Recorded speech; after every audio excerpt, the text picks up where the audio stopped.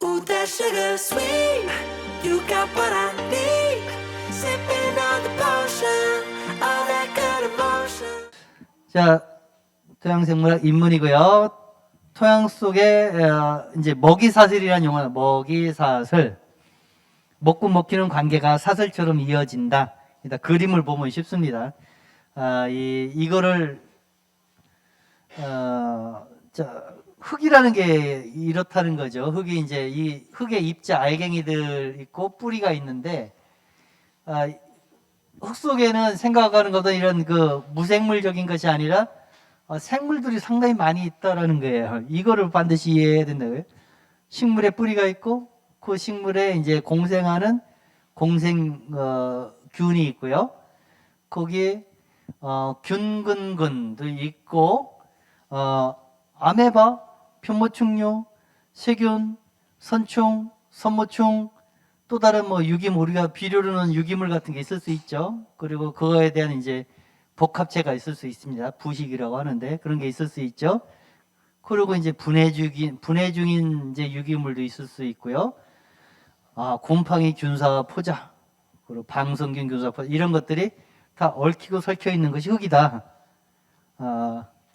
제가 한번 거꾸로 한번 물어볼게요. 자, 여기서 이제 이 미생물들 있어요. 미생물들. 곰팡이가 됐든 세균이 됐든 방성균이 됐든 이런 거를 죽이려고 하면 어떻게 하면 될까요? 죽이려고 하면 싹 다 죽이고 싶어. 그 농약 살균제를 뿌리면 돼요. 살균제를 뿌려버리면은 싹 죽겠죠. 근데 뭐 쉽게 죽지는 않지만 꽤 많이 죽어요. 얘들이 좋은 애들일 수 있고 나쁜 애들일 수도 있어요. 세상에는 뭐 그렇잖아요. 사람도 좋은 측면이 있고 나쁜 측면이 있잖아요. 저도 마찬가지일 거고. 근데 나쁜 애라고 이제 규정을 해놓고 다 죽여버렸는데 그러면 좋은 애들만 살 것이냐 세상에. 좋은 애들만 남을 것이냐. 안 그래요. 맨 도루묵이야. 해보면은 연구에 의하면 그런 도루묵이 있습니다. 도루묵 법칙이 있어요. 그래서 지금의 농법은 그런 거예요. 이거 선충류 얘기는, 선충은 뭔가 좀 느낌이 얘들은 뭔가 해충일 것 같은 애가 막 들어보면은 그런 선입관은 우리 머릿속에 있어. 저거는 농업에 절대 도움이 안 되고 농사에 도움이 안 될 것처럼 우리는 세뇌를 당해왔단 말이에요. 그러니까 뭐예요? 살선충제를 줘야지. 그 농사 질 때 일반 농업인은 어떻게 하죠? 자, 살선충제 한 봉지를 까서 넣어요. 그리고 살균제를 한 봉지 까서 넣어. 그것만 있나요? 살균제, 살충제. 그 응애류도 있어. 응애류. 응애를 줘야 돼요. 살비제라고 합니다. 살비제. 응애 잡는 거. 그것도 하나 꺼 놓아야 돼. 그것만 있나 싶어보니까 땅강아지 새끼들인데 뿌리 다 잘라먹는 것 같아. 그것도 잡아내. 곤충을 잡아 죽여야 될 거 아니에요. 그것만 있나? 쥐새끼들까지, 두더지 새끼까지 다 들어오네.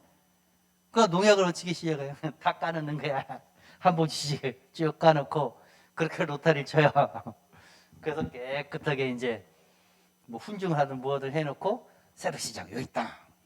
그렇게 이제 하면 몇 년 먹혀요. 그게 몇 년 먹히는데 한 10년 하고 20년 하면은 뭐 왜 그런지 모르겠는데 센 놈들만 남아나는 것 같아요. 아주 센 놈들만, 그렇게 센 놈들만 남아가지고 약이 안 들어. 그걸 연작장애라고 합니다. 연작장애. 그러니까 연작장애 되면은 뭘 해도 안 되는 거예요. 약을 뿌려도 안 되고 뭘 해도 안 돼. 그러면 어떻게 되죠? 아까 얘기한 양액재배 단계로 넘어갑니다. 왜? 농촌진흥청에서는 여러분 걱정하지 마십시오. 여러분들이 같이 땅 버리는 사람에서 우리가 다 연구해 놨으니까 양액재배로 오십시오. 보조금까지 드립니다. 이게 농사가 그렇게 가는 거예요. 자, 그렇게 해서 흙을 떠나게 되죠. 이제 흙을 잃어버리면은 거의 뭐 공장으로 보시면 됩니다. 거의. 그건 공장이지. 공장 노동자가 되는 거예요. 그다음부터는. 재미 하나도 없어집니다. 자, 흙이 이렇게 복잡하다. 이게 먹고 먹히는 관계가 있을 수 있다. 이 사진을 보면 알겠죠?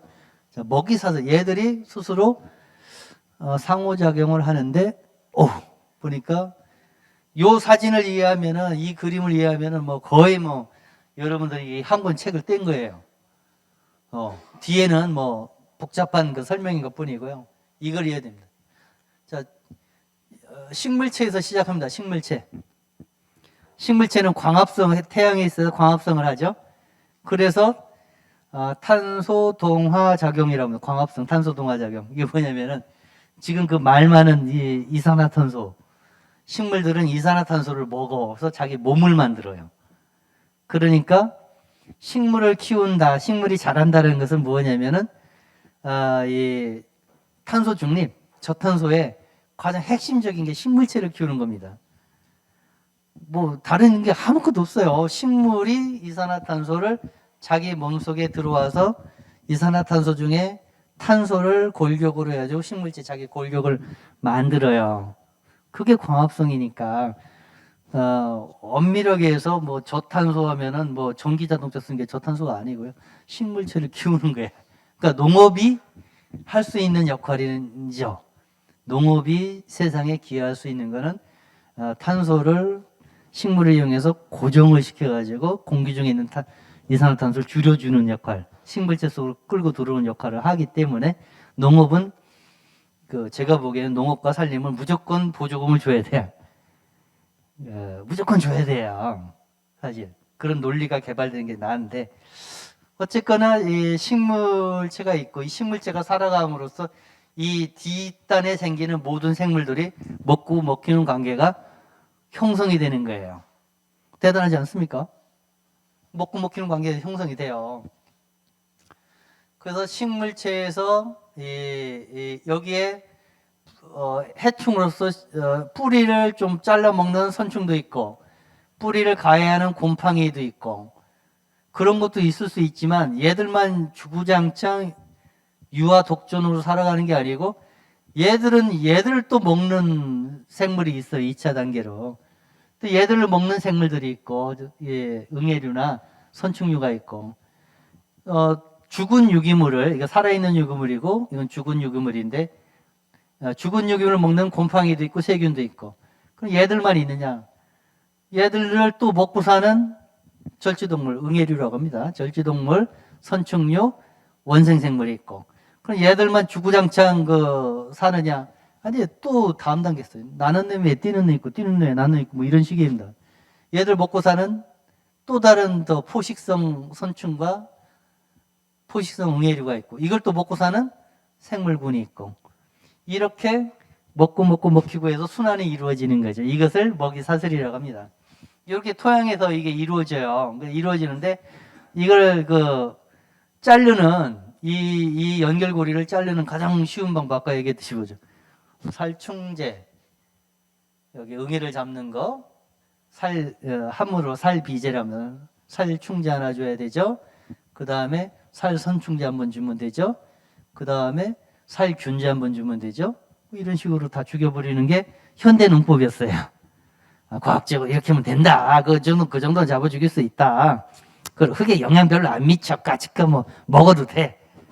이게 이제 기존 농법이란 말이에요. 그 정도는 뭐 사람은 세니까 절단하지 않으니까 대충 먹으셔. 얼마 잔류하지도 않습니다. 뭐 까짓거. 뭐 북쪽이 일본 사람들 하는 얘기 있잖아요. 후쿠시마 폐수 좀 버리는 거. 그거 물에 있었다면 뭐 우리 농축 되려면은 몇만 년 흘러가도 뭐 까딱 없어요. 좀 버리는데 뭐 봐주세요. 뭐 이런 식 있잖아요. 그런 거. 하여튼 그런 논리예요. 그런 식으로 현대 농업 기술이 발전해 왔는데 과연 공생할 수 없을까? 이런 농법적으로 얘들하고 공생할 수 없을까? 그게 유기농업이라니. 친환경 농업. 공생할 수 있다라고 믿는 사람이 있고 없다고 믿는 사람이 있겠죠. 내가 농약제조 회사에서 내는 사장이에요. 공생할 수 있다고 주장하겠습니까? 그거 어렵죠. 그거 어렵겠죠.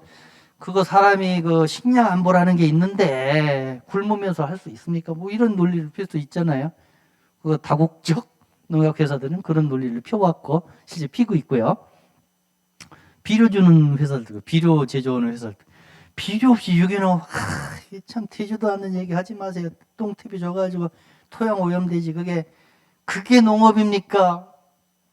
제대로 된 복합비료 아주 한두 포면 깔끔하게 해결되는데 뭔 개지랄입니까? 거기에 트랙터로 그거 뿌린다고 이산화탄소 발생하면서 꼭 뿌려야 되겠습니까? 기름 빵빵 떼면서. 이게 화학비료 한두 포로 다 되는 걸 웬 개지랄입니까? 친환경은 그게 친환경이 아닙니다. 비료를 쓰세요. 그렇게 주장할 수 있고 쉽게 하면 그렇게 해요. 그렇게 합니다. 그런데 유기농 원사는 그런 원칙이 아니잖아요. 유기농은 이제 그 어떤 배려의 원칙이 있었잖아요. 배려, 공정, 배려 이런 게 있었잖아요. 생태계의 원칙. 그걸 공생하는 농사를 지려면은 어찌게 해야 되느냐? 이 표를 보고 답이 나오는데 뭐냐면은 제초제를 쓰면 안 되겠죠. 예, 식물체가 아까 가장 중요한 기초 생산자잖아요. 녹색 식물이 있어야 되니까 제초제를 뿌린다는 얘기는 뭐예요? 그걸 죽인다는 거 아니에요. 뭔가 잘라지는 거지. 뭔가 단계를 단절시키는 거예요. 그러니까 유기농에서는 제초제를 쓰게 합니까? 안 쓰게 합니까? 금지야. 유기농 원칙에서 제초제는 친환경 제초제라고 하는 것까지도 금지예요. 친환경 제초제 개념이 있어요. 그러니까 개념은 있는데 국제적으로 다 금지를 시켰어요. 어떤 개념이냐면은 여러분 목초액이라고 들어봤어요? 목초액? 나무에서 받는 식초물이 있어요. 목초액이라고. 그거를 이제 원액으로 뿌리면 다 타서 죽어. 잡초고 뭐고. 그래가지고 초창기 유기농 할 때는 야, 목초액에다가 뭐 식초 섞어가지고 몇 가지 섞어가지고 기름 섞어가지고 확 뿌려버리면은 뭐 그게 환경에 크게 영향을 주는 것도 아닌데 그 정도 허용하자. 논둑에 뭐 이거 풀 베는 것도 일이지 뭐 이거 맨날 이거 내가 제초기 들고 제초기 들고 뭐 예초기 들고 막 나 이거 맨날 삐질삐질 땀을 베야 되느냐. 그거 한번 뿌리게 하자. 토양에 잘 여는 것도 아니고 다 생분해 돼서 없어지는 것도 아닌데. 그런 논리를 막 폈었어요. 그러다가 어디서 됐냐면 여기서 안 된. 이게 없으면 생태계 이거에 관련된 그 잡초하고 같이 살아가는 생물군들이 먹을 게 없어지면 걔들은 다 모두가 점점 단순해지고 흙이라는 게 뭐가 되느냐, 남는 게 뭐냐. 이걸 설명할 수 없잖아요. 그래서 제초제를 못 쓰게 하고 있어요, 현재까지. 근데 이제 일부 선진국에서는 도로 이런데 농장이 워낙 크니까 길도 길 거 아니에요. 길 위에 뿌리는 제초제 허용하는 나라가 있어요. 길바닥에 이제 뭐 내 농장이 한 1000헥타르예요. 그 정도 되는 농장들이 있거든요. 그건 길만 몇십 킬로 돼. 그 제초제 좀 길바닥에 뿌리게 해달라. 그런데 조금 친환경 제초제에서 뿌리게 하는 나라가 있긴 있습니다. 그렇지만 대부분 원칙적으로 금지를 시켰죠. 그게 이런 원리에서 그런 거예요. 자, 제초제 쓰면 안 되겠죠. 그 다음에 유기물이라고 번역되어 있습니다. 잘 보시면 유기물 다른 말로 우리가 흔히 쓸 수 있는 유기물이 뭐가 있어요? 퇴비지, 뭐 퇴비. 안 그래? 사서 쓸 수 있는 거 풀이나 퇴비예요. 그게 흙으로 들어가면은 어찌게 돼요? 이걸 먹고 사는 생물군들이 어떤 활성화되거나 뭐 할 일이 생기는 거 아니에요? 먹이가 있으면 살아가는 거 아닙니까? 그게 생태계니까. 그러면 얘들도 생길 거고 회복이 될 거고 얘들 중에 좋은 애들도 있고 나쁜 애들도 있겠지만 좋은 애들일 확률이 높다고 보는 것이 기본 원리예요. 얘들이 이제 회복이 되면은 그 다음 단계로 얘들이 회복이 돼. 이제 3차 영향 단계라고 하죠. 얘들이 회복이 되면 그 다음 단계로 영향이 돼. 그 다음 단계 영향을 돼. 그렇게 되면은 빽빽한 그물망이 만들어지는 거예요. 빽빽한 그물망. 그걸 먹이 사슬이 얽혀져 있다 이거죠. 그렇게 되면은 흙이 완성된다 라고 얘기할 수가 있는 거죠. 그래서 쉬운 것은 뭐냐? 자, 퇴비를 쓰는 것이다. 자, 그러면 관행농업에서는 퇴비를 뭐 쓰라고 안 하죠. 관행농업 왜 그 어려운 일을 하십니까? 퇴비를 그걸 뿌리려고 하면은 큰 중장비가 들어가서 트랙터가 들어가서 그거 뿌리고 다니려고 하면 얼마나 힘듭니까? 그거 다 트랙터가 뿌리려고 하면은 그거 다 기름 떼는 거고 이산화탄소 발생시키면서 다니는 건데 왜 그런 헛짓거리 합니까? 이게 그런 얘기를 할 수 있잖아요. 그렇게 얘기하는 사람도 있습니다. 근데 그게 아니고 실제로는 여기서 시작한다. 제초제 안 주고 살균제 안 주고 살충제 안 주고 유기물, 건강한 유기물을 투입해서 어떤 생태계가 어떤 균형을 이루게 하는 겁니다. 균형. 이게 좀 어려워요. 이 균형이라는 것이 생태계 균형은 이루어졌는데 생산성이 낮을 수가 있어요. 잘못하면은. 핵심은 그거야. 생태계 만드는 건 쉬워요. 아무것도 안 하면은 생태계는 곧 회복이 되는데 생산성이 뚝 떨어질 수 있어요. 내가 손가락 빠르지 생산성이 떨어지면은. 그래서 농업이라는 것은 생산성을 어느 정도 유지를 하면서 생태적 균형을 맞춰주는 것. 그게 이제 핵심 노하우죠. 그게 이제 자기가 알아야 될 기술인 거죠. 자, 이런 먹이사슬에 대해서 알았으면은 거의 토양생물학 입문에 대해서 거의 뭐 된 겁니다. 그런 어떤 용어들에 대해서 나옵니다. 뭐 절지동물, 세균, 곰팡이, 균 포식성 생물, 미생물, 공생생물, 선충, 원생생물, 영양 단계 이런 교과서적인 내용이에요. 중학교 정도 되면은 이거 배웁니다. 중학교 생물학 시간 정도 되면 이런 용어를 배워요. 고등교육에서도 배우지만 중학교 정도에 대부분 나오는 용어들이긴 합니다. 그런 용어가 있다더라 정도. 그냥 그 정도 용어는 있다더라 정도 하고 넘어갑니다.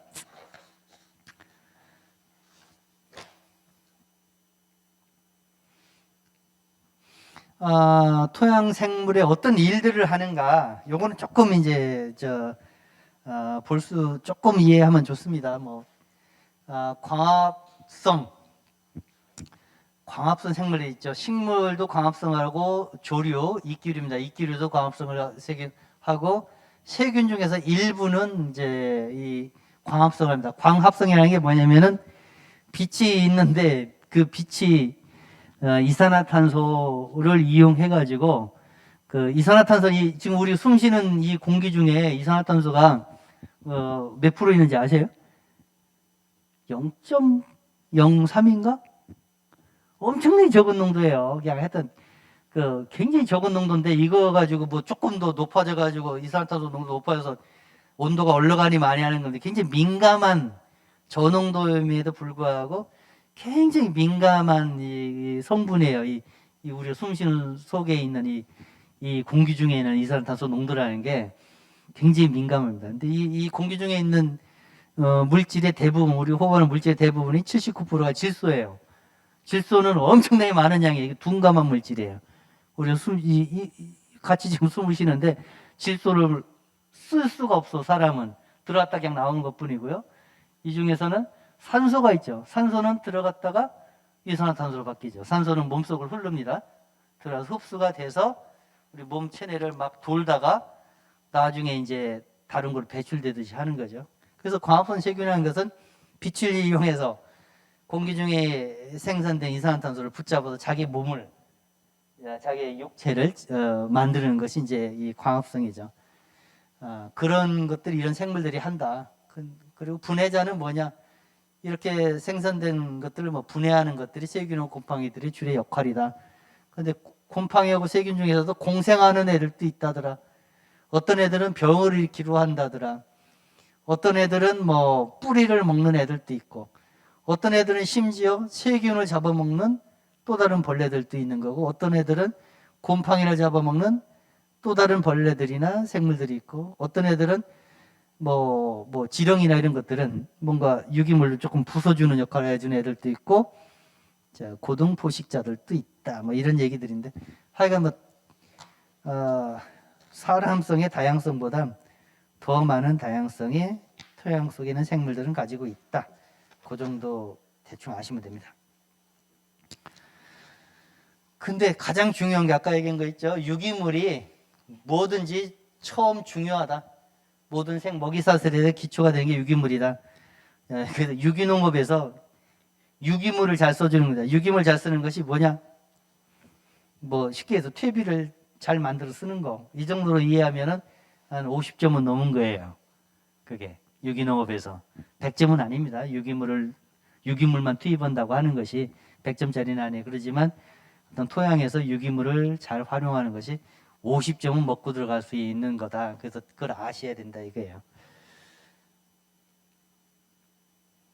그래서 유기물의 종류에는 무엇이 있느냐?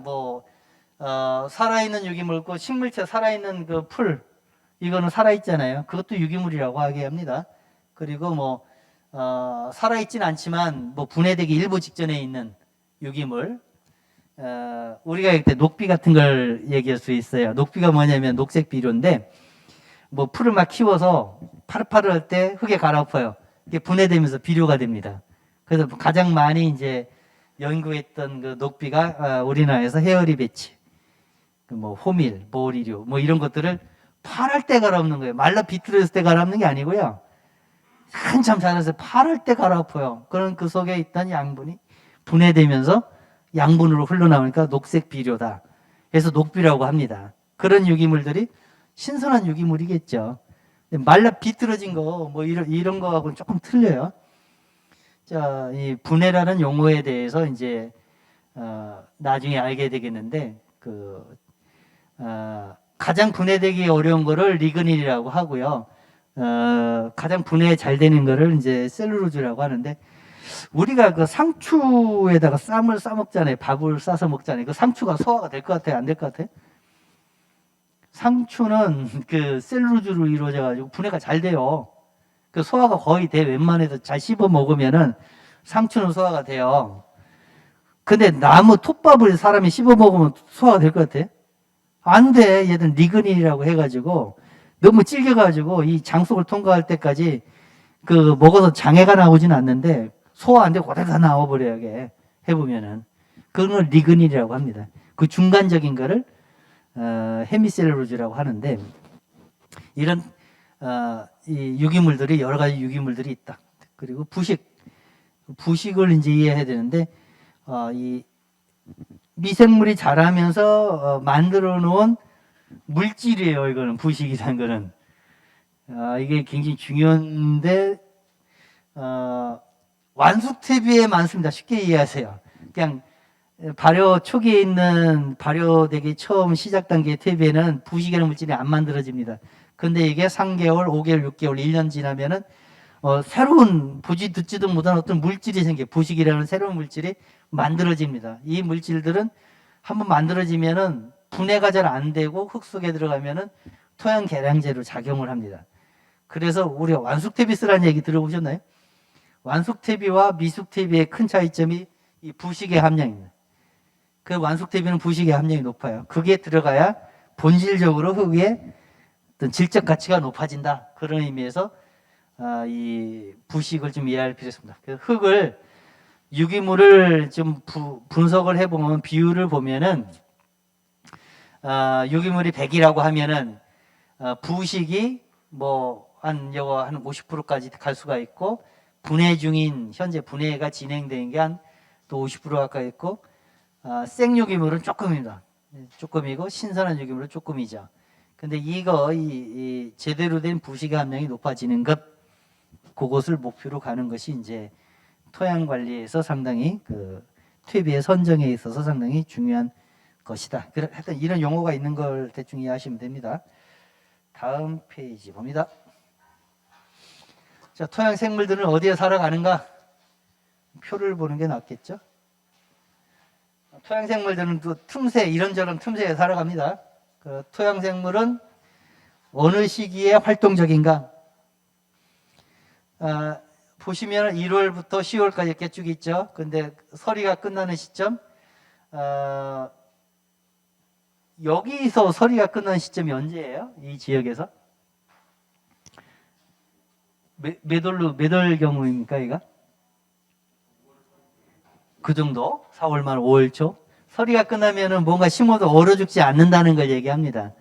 그거를, 만상일이라고 해요. 그 서리가 끝나는 시점, 만상일이라고 이제 한자로 쓰는데, 그 시점에는 뭐든지 얼어 죽지 않는 시기니까 모든 작물 다 심어도 돼요. 대부분 5월 초죠, 우리나라에서. 이쪽 서해안권에서는 4월 말에도 어느 해에 따라 틀리지만 4월 말에 서리가 끝나는 해가 있어요. 4월 말 20일부터 고추 심었는데 안 죽어. 운 좋으면은. 근데 4월 20일에 심었는데 운이 나빠서 서리가 따와 다 죽어. 뽑아내고 새로 심어야죠. 이게 서리라는 거는 얼어 죽느냐 마느냐를 결정하는 시점이죠. 그때쯤 된다고 하면은 지온이 서서 올라가는 거예요. 지온. 땅의 온도가 올라가면은 그 속에는 미생물들이 이제 활성화되면서 그 미생물들을 먹고 사는 2차, 3차 생물들이 활성화돼서 따뜻해지면은 초여름쯤 되면은 가장 밀도가 토양생물 밀도가 높아지는 거죠. 너무 더운 거 싫어요. 사람도 너무 더운 거 싫잖아요. 귀찮잖아요. 하도 더우면 일하기도 싫잖아요. 쉬고 싶고. 좀 줄어듭니다. 늦여름이 오죠. 늦여름은 조금 올라가는 척 하다가 다시 서리 초상일이에요. 처음 서리가 내린 시점 10월 초, 10월 말. 그리고 운 좋으면 11월 달에 서리가 내리기도 합니다. 그렇게 해서 서리가 내리고 지온이 내려가면은 점점 미생물 밀도부터 줄기 시작해서 다른 생물들의 밀도가 점점 줄겠죠. 그래서 온도가 높을수록 당연히 지온이 높을수록 이 북반구의 온대 지역에서는 생물의 밀도가 높아진다. 토양 생물의 밀도가 당연한 얘기 아닐까요? 당연한 얘기. 지금 한겨울 지금 어떨까요? 미생물들이 다 죽어 있을까요? 아니면 잠자고 있을까요? 그냥 잠자고 있는 거예요. 쉬고 있는 거예요. 냉장고인데 뭘 냉장고에 놓는 거예요. 뭘 냉장고 놓으면 그냥 쉬고 있어야지. 지가 어찌 결겨. 뭘 태어나서 어찌 결까요? 지가 쉬고 있는 거지. 그런 당연한 얘기일 수도 있는데, 자, 흙 속에는 얼마만큼의 미생물들이 살고 있는가? 생물이 살고 있는가 조사를 했대요. 미국 사람들이 별걸 다 하죠.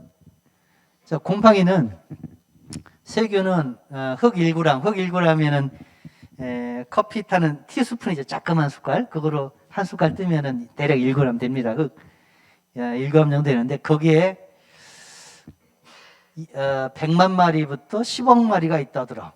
세균이. 어마어마한 거 아닌가? 우리나라 인구가 몇 명이죠? 우리나라 남한 인구가? 5천만 명 얘기하잖아요. 5천만 명. 근데 흙 1g 뜨면 벌써 1억이요. 이게 잽이 됩니까? 사람은 좀 웃기는 사람이에요. 사람은 결국 많은 것을 아는데 이 미생물에 비하면은 이 개체로 따지고 보면 미생물을 당해낼 수가 없죠. 자, 농업 토양에 이 정도고 초원, 초지 얘기하는 겁니다. 초지에서는 거의 비슷해요. 10억 마리까지 가고 숲도 10억 마리까지 간다. 세균이 이 정도 된다더라. 많구나. 세상에는 다 세균 투성이네. 이렇게 이해하시면 됩니다. 지금 논바닥에 가고 밭에 가면은 그 흙 한 숟갈 뜨면은 다 대략 1억 마리 정도의 미생물이 나오는데 마리수도 마리수지만 종류도 별게 다 나와요. 검사를 해보면은 실제로. 거기에 대고 살균제를 한번 쫙 뿌려줘. 그럼 조금 떨어져요. 조금 떨어졌다가 다시 또 올라와요. 세상에 완전히 죽일 수 있는 방법을 못 만들었어요. 영원히 죽일 수 있는 방법을 개발하지 못했어요. 우리가. 근데 곰팡이의 밀도를 보죠. 우리 이제 곰팡이의 밀도를 보니까 이거는 이제 흙 1g에 이제 야드로 표시했네요. 몇 야드까지 간다. 1야드 가면 90cm 정도 되나 모르겠네. 그 정도 될 거야 아마. 1m는 안 되고 90cm 정도 될 거예요. 그 정도까지 간다는 거예요. 흙 1g 속에 곰팡이 우리가 균사라고 합니다. 실이 1m나 간다는 거 거의 엄청난 거 아닙니까? 농업 토양이 그렇고요. 초원, 토양을 갈지 않는 흙을 갈지 않는 걸 초원이라고 합니다. 트랙터로 갈지 않은 이런 데들은 몇 야드가 아니라 100야드까지 간다는 거예요. 거의 한 90m 정도까지 흙 1g에 곰팡이의 균사가 막 해죽고 다니는 거예요. 잘 보시면은 땅을 경운하지 않는 땅은 지들끼리 가는데 겁나잖아요. 90m, 말이 90m지 어마어마한 겁니다. 근데 숲을 보자 이거예요. 나무가 자른 숲을 보면은 수백 야드까지 간다는 거예요. 수백 야드. 이해하실 게 뭐냐면은 숲으로 갈수록 곰팡이가 많이 산다는 얘기예요.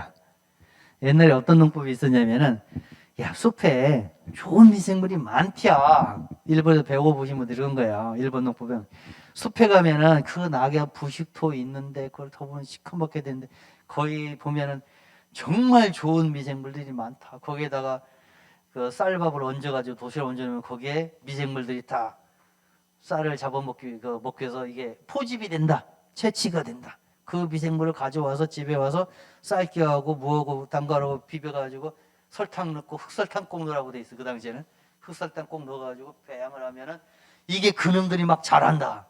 그 좋은 미생물들이. 그 미생물들을 흙에 내 토양에 투입을 하면은 그렇게 배양을 투입하면은 내 토양이 어떻게 되겠느냐? 기똥차지. 그러면 유기농 성공한다. 이게 80년대 교육 방식이었습니다. 근데 잘 보시면 토양을 맨날 경운하는 토양이게 농업 토양은 경운하냐? 경운하지 않은 풀지대로 살립니다. 여기는 곰팡이 밀도가 굉장히 낮아져요. 산에서 그 곰팡이를 채취한다 해서 내 밭에서 그게 정착할 것이다. 확률이 그렇게 높진 않아요, 과학적으로는. 근데 뭐 80년대에 그렇게 교육을 했어요. 가장 좋은 거는 대나무가 자라는 토양에서 채취하는 균은 이빠이 최고다. 너무 세가지고 이거는 유기농, 자연농법까지 가능하게 한다. 그걸 가르쳤다니까요. 제가 그걸 비꼬거나 편하거나 그건 아니에요. 안 하는 것도 나으니까 안 하고 낫지만 뭔가 좀 과학적으로 좀 아다리가 안 맞아요. 이게 해보시면은 그런 게 있어요. 자, 그래서 이제 이 산림 토양은 곰팡이가 많이 자라서 그 산성으로 갑니다. 자꾸 토양이 곰팡이 자라면 산성으로 가요. 곰팡이가 많이 자라면 세균이 자라면 알칼리성 토양으로 가요. 여기 이제 일반적인 과학적인 얘기입니다. 곰팡이가 이렇게 세균과 곰팡이가 이렇게 차이가 난다더라. 그러니까 원생 생물 뭐 우리가 아메바 뭐 이런 거 얘기하면 뭐 근질근질할 것 같잖아요. 느낌이 막 시큰지근지 긁어야 될 것 같은 느낌이 나잖아요. 이거 사람에 해로울 것 같은 그런 식으로 막 교육받았잖아요. 근데 얘들이 사람 괴롭히기 위해서 태어난 존재들이 아니라 이거야. 그냥 먹고 살려고 자기들도 어찌게든 먹고 빌부터 먹고 살려고 태어난 존재들이라고요. 그런 애들이 보니까 농업 토양에는 뭐 수백 마리 정도까지 있다고 치면은 초월에서는 뭐 비슷한데 숲에서 뭐 조금 더 많거나 비슷하다. 선충은 농업 토양에서 한 20마리 정도 세균 포식성균이 있다고 치면은 초원에서는 저 수백 마리 더 많다 이거죠. 그리고 숲에서는 더 많다. 사람의 간섭을 덜 받을수록 어떤 그 이 생물 종이 더 다양해지고 또 특이한 역할을 하는 애들이 많은 건 사실이에요. 근데 사람의 간섭을 많이 받는 경운하는 토양일수록 뭔가 조금 단순해져요. 절지동물도 마찬가지입니다. 절지동물류도 한 100마리 정도 된다고 하면 한 1평방미터에 무경운 초원지대에서는 500마리까지도 가고 숲에서는 뭐 더 많은 종류가 살 수 있다. 지렁이도 일반 토양에서는 농업 토양에서는 뭐 30마리 정도, 50마리 정도, 50마리 이상. 근데 침엽수림에는 지렁이가 없다고 하네요. 이런 식으로 토양 속에는 먹이사슬 및 그 밀도가 좀 어떤 토양에 따라서 다르다. 이 정도 대충 알아두시면 됩니다. 경운이 그런 거예요. 근데 농업 토양 이제 우리가 농학에서 그래요. 숲을 자연 생태계라고 하고요. 이거를 농업 토양을 농업 생태계라고 합니다. 농업 생태계. 그 우리는 목표가 뭐냐면 농업 생태계를 친환경적으로 유기농업적으로 잘 관리하는 게 목표예요. 이거를 방치시켜 가지고 자연 토양, 자연 생태계를 만드는 게 목표가 아니고요. 그냥 먹고 살아야 될 거 아니에요. 뭔가 재배해서 먹고 사는데 균형을 잡고자 하는 게 농업 생태계 관리 핵심 포인트지. 뭐 적선하고 싶으면 그냥 방치하면 됩니다. 방치하면 지가 잘 살아나요. 자연 생태계는. 자, 먹이 사슬을 어떻게 측정하느냐? 마리수 카운팅을 할 수 있겠죠. 그 다음에 어떤 그 활성이 얼만큼 있냐 없냐를 이제 어떤 성분, 가스 같은 걸 성분 측정해서 할 수도 있다고 합니다.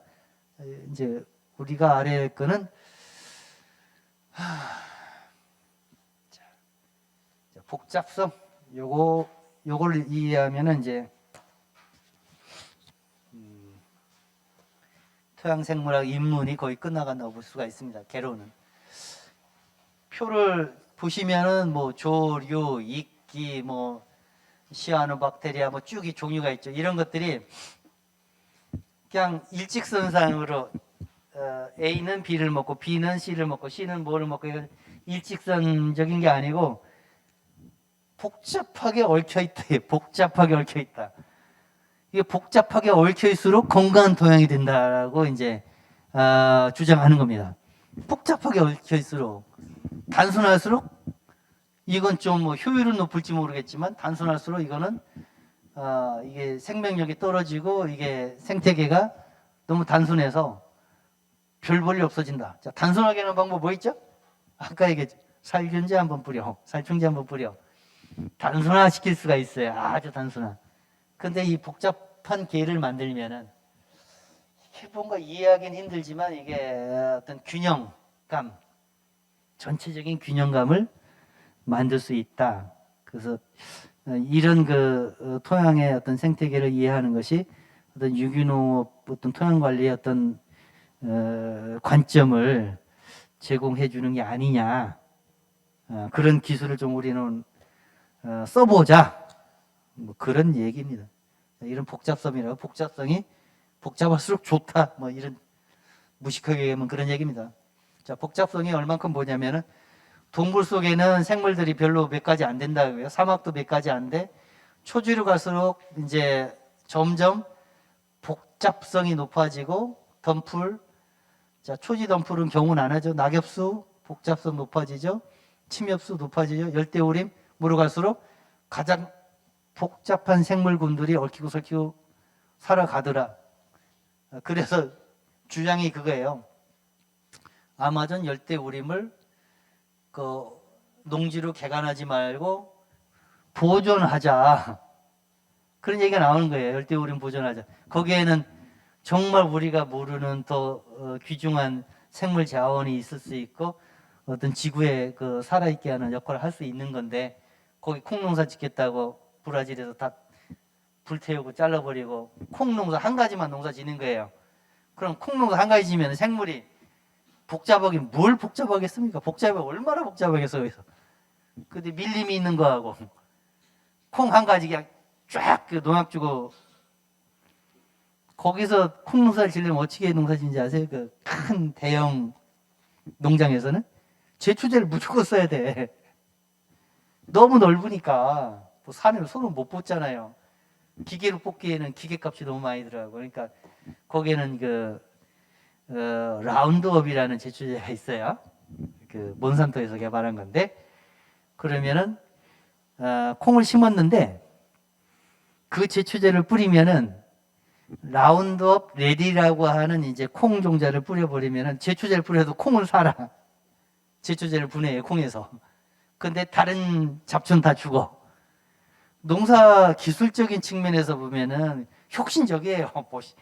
혁신적. 아이 콩은 안 죽고 다른 잡초 다 죽여버리니까 그러면은 콩 심어놓고 라운드업 제초제만 뿌리고 아이고 놀다가 수확 때 우아하게 큰 대형 트랙터 가지고 와서 싹 수확하고 와서 그냥 컨테이너 선적해가지고 팔아먹고 얼마나 우아해요.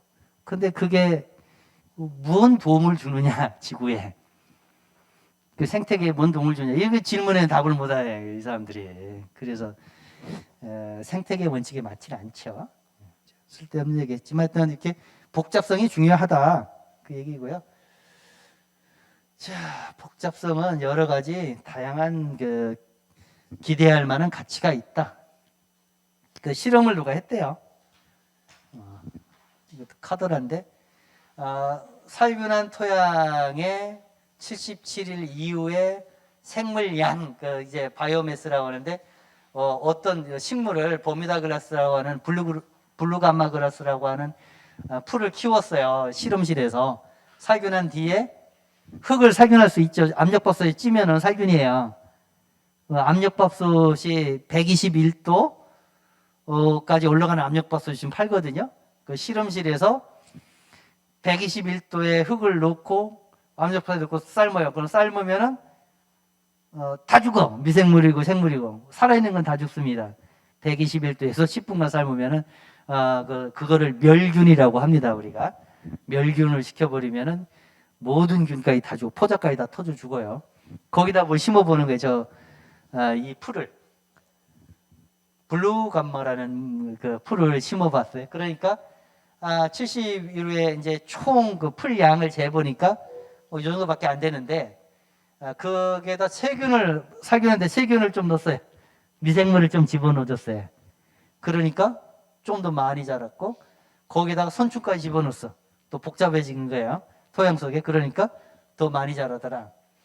좀 이제 너무 도식적인 실험이긴 하지만 무균 상태에서 식물을 자라게 하는 것보다 미생물이나 다른 생물들이 있는 상태에서 자라는 것이 더 많은 광합성을 시키는구나. 이걸 알 수 있죠. 생물량이라는 것도 많이 자랐다는 것은 광합성을 더 많이 해서 풀의 무게가 더 늘었다는 걸 얘기하는 거네요. 그렇게 얘기하는 겁니다. 그래서 이게 복잡성이 상당히 중요하더라. 이런 실험을 한 내용을 예를 들고 있습니다. 그래서 토양의 이런 이 복잡한 먹이사슬은 이런 기능을 한다. 생물학적 활동 능력, 다양성, 생산성을 유지할 수 있다. 수분의 이동과 양분의 용해를 조절할 수 있다. 양분과 기타 원소를 순환시키거나 저장을 할 수도 있다. 먹이사슬은 그렇다는 얘기예요. 뭔가 걸러지고 완충작용을 해주며 분해를 시키고 양분을 고정시키기도 하고 오염원이 될 수 있는 유기물, 무기물을 해독도 시켜줄 수가 있다. 좋은 얘기는 다 있죠. 좋은 얘기. 근데 이런 분위기로 쓰여져 있어, 이 책이. 너무 좋은 얘기만 있어가지고 좀 그러긴 한데, 토양을 제대로 관리를 하면은 이런 장점이 있다. 좋은 얘기 아닙니까? 그러려면 뭐를 써야 된다고요? 제일 먼저 하셔야 될 게 퇴비, 완숙단 퇴비. 그래서 우리가 70년대, 80년대, 90년대 유기농 교육하면은 퇴비 만드는 교육만 해요. 하루 종일 퇴비만 만들어. 그냥 실제 그렇게 합니다. 퇴비를 만드는데 그런 교육 여러분들 지금은 잘 안 하는데 미생물 농법 초기에는 어떻게 했냐면은 미생물이라는 게 잘 자라는 온도가 있다더라. 아까 보면 온도가 좀 높을수록 잘 자라잖아요. 그러니까 우리가 집에서 청국장 띄우듯이 그렇게 띄웠어요. 미생물 일본에서 만든 미생물을 이제 가지고 와. 한 사람이 들고 와. 그럴 수 있잖아요.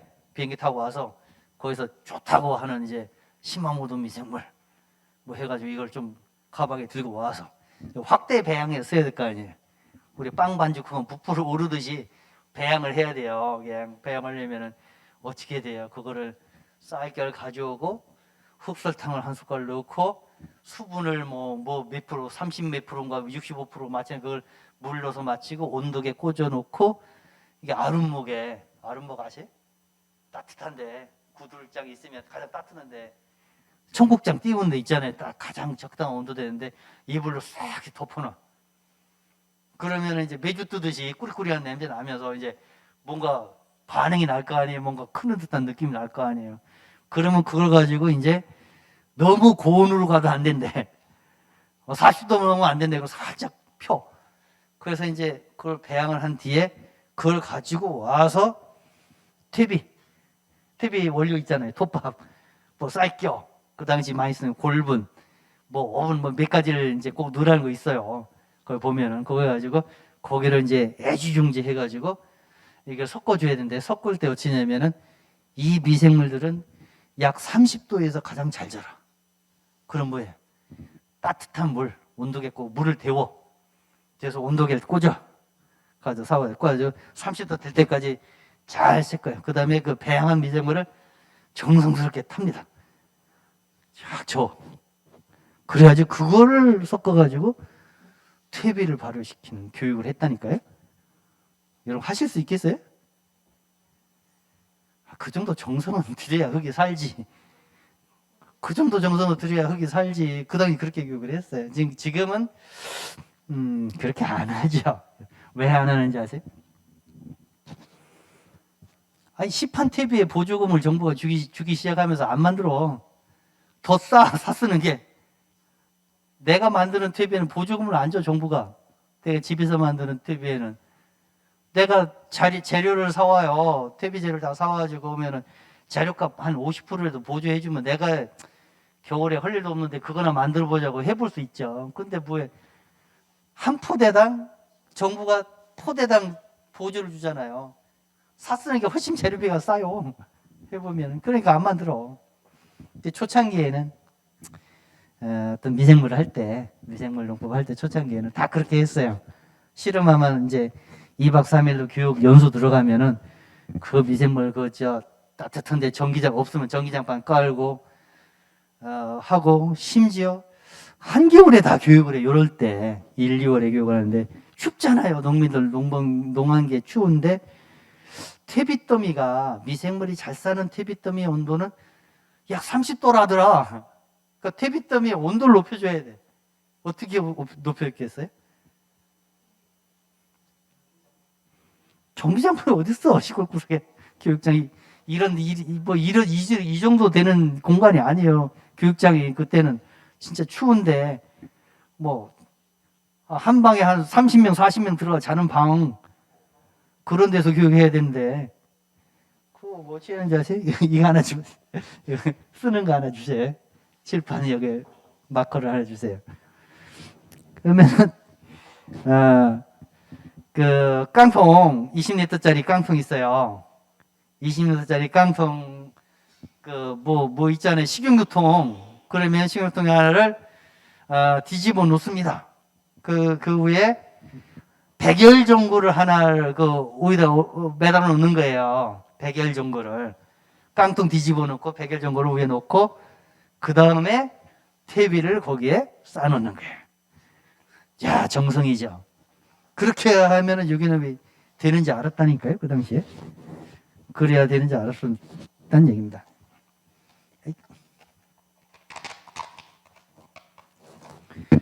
안 그래도 이해되죠? 안 그래도 되죠? 네. 그때 문헌들을 보면은 80년대, 90년대 초까지 문헌들을 보면은 우리나라 교육 교재가 그래요.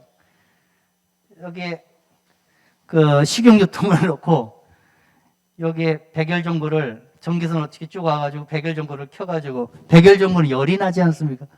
LED 전구는 열이 별로 안 나. LED 전구는 열이 별로 안 나서 할 수 없어요. 그 다음에 퇴비더미 이렇게 쌓아두고, 이것도 식으면 안 되잖아요. 이불까지 덮어주고. 이렇게 해서 만들었으니까 되더라 라는 얘기를 했었단 얘기죠. 엿길로 샜는데 퇴비가 중요하다라고 믿었고, 실제 중요합니다. 중요한데 그 당시에는 만들었었는데 지금은 잘 안 만들죠. 그래서 심화 과정 이런 데 살 때는 퇴비 얘기를 좀 더 할 거예요. 오늘도 좀 하긴 하겠지만, 그럼 어떤 퇴비를 어떻게 사서 어떻게 쓸 것이냐, 이것도 고민을 해볼 수가 있죠.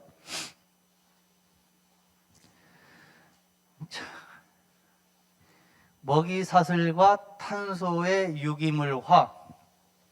자, 탄소, 이 탄소는 뭐죠? 공기 중에 있는 이산화탄소라고 합니다. 무기태 탄소라고 해요. 이 공기 중에 우리 숨 쉬는 데 있는 탄소는 무기물이에요.